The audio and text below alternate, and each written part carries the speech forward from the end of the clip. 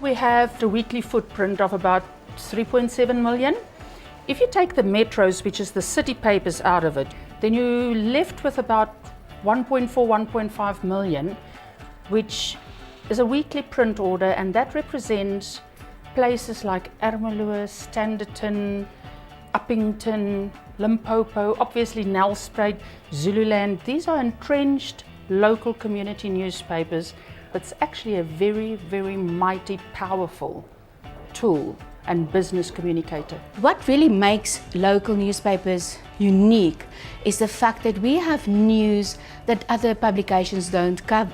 So we've got school news, we've got those real community events, and we are immersed in our communities. We are part of what happens in those local communities. Our strategy is also to provide news you can use. The Knysna fires, we broke the news, and obviously, needless to say, it then ran all over. But what happened is that everybody knew somebody in Knysna, or a friend, or a holiday home, and was feeling for that area.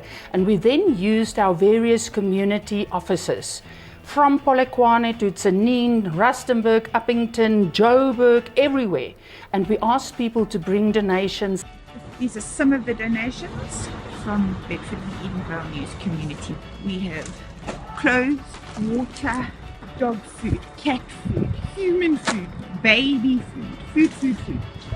And we were actually trucking this down, dishing it out to the people there. And the way the community came together is fascinating. We see ourselves as a local media partner for communities, and that is on various platforms. No longer are we only a newspaper company. We use platforms like digital, we use platforms like events, we use platforms like going out with clients and representing them in their areas. And we've decided that it doesn't matter what platform we use, as long as we're relevant and be seen as a local media company. We now have online too. So it's immediate. Our readers want effective news.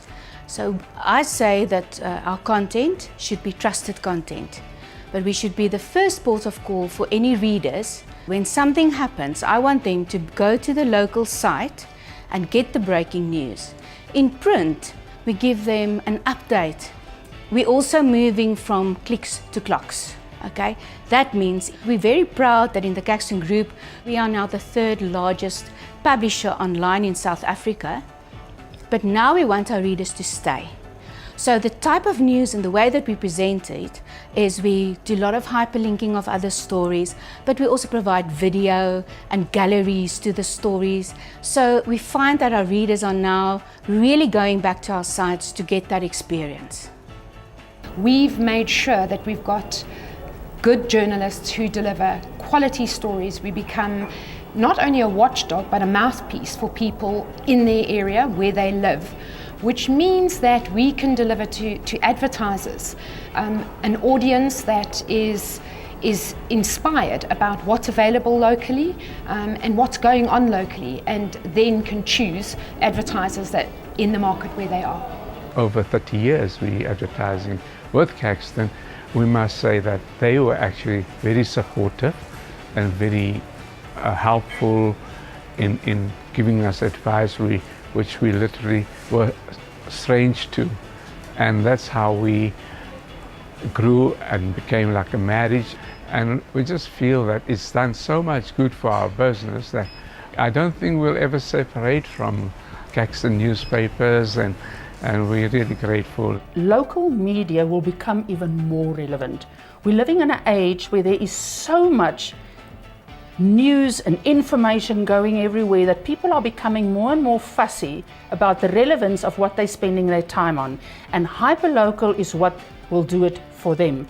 So be it on a digital format or be it on a print format, I promise you it is going to become even more relevant, because that is what communities are about.